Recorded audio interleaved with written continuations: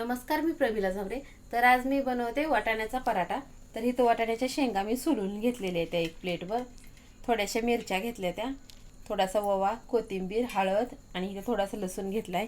एक प्लेट गव्हाचं पीठ घेतले, एक प्लेटवर मैदा घेतलेला आहे। तर अगोदर मी वाटाण्याच्या शेंगा बारीक करून घेते। तर ही मी धुवून घेतले, त्या ह्याच्यावर टाकलाय थोडासा लसूण, हिरव्या मिरच्या पण धुवून घेतलेल्या आहेत।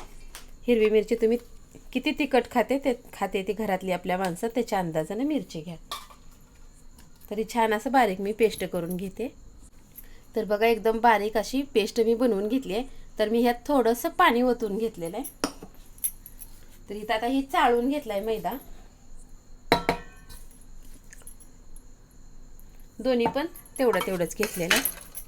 तर एक मोठा चमचा भरून मी ओवा टाकून घेतलेला आहे। एक अर्धा चमचा हळद टाकली आहे, थोडीशी कोथिंबीर बारीक चिरून घेतलेली आहे। आणि जे आपण वाटाण्याचं वाटण केलंय ते सगळं वाटण मी ह्या पिठामध्ये टाकून घेते।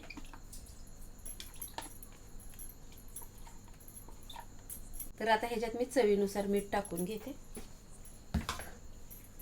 मीठ टाकून घेतलंय। आता पाणी न वतता आपल्याला ह्या वाटणामध्ये, वाटाण्याच्या वाटणामध्ये पीठ तिंबायचं आहे। जर लागलं पाणी तर थोडं नंतर वतायचं आहे, अगोदर वतायचं नाही, का तर ह्या वाटणामध्ये आपण थोडंसं पाणी ओतलेलं आहे। तर ही वाटाण्याच्या वाटणामध्ये एवढं पीठ तिंबलंय घट्ट, थोडंसं मी पाणी ओतते म्हणजे छान असा मऊसूत गोळा होईल।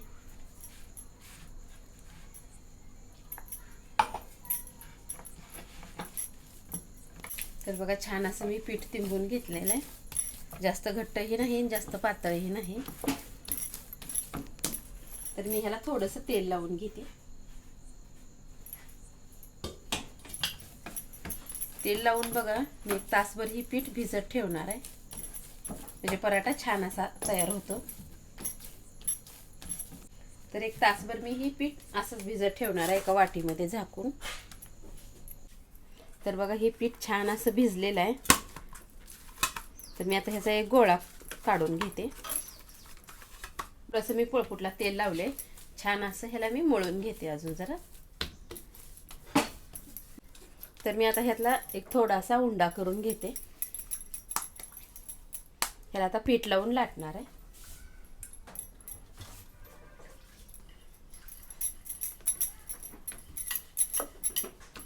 ह्याला मी थोडंसं तेल लावून घेते, जसं आपण चपातीला लावतो त्याचप्रमाणे। थोडंसं वरून थोडंसं पीठ टाकलेलं आहे।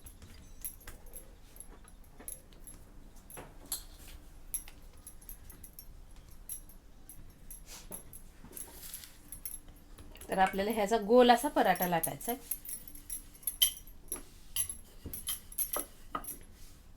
तर ह्याचे कोपरे लाटायचे म्हणजे गोल आकार येतो। तर बघा, लाटताना कधीही पहिलं कोपरं लाटायचं म्हणजे गोल आकार येतोय।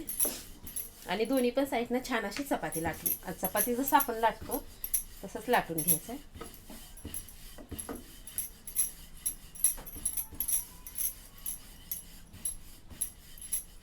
तर इथं थोडंसं मी ह्या पराठ्याला थोडंसं तेल लावून घेतलेलं आहे।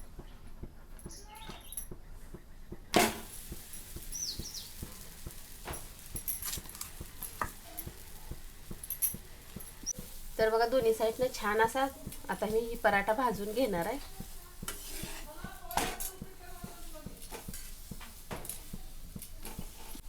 तर बघा, छान असा दोन्ही साईडने मी पराठा भाजून घेतलेला आहे। तर राहिलेले पण पराठे मी अशाच पद्धतीने बनवून घेणार आहे। तर बघा, छान असं पराठे मी सगळे लाटून घेतले आणि मऊसूत एकदम छान सगळे पराठे पण छान असे फुगलेले आहेत।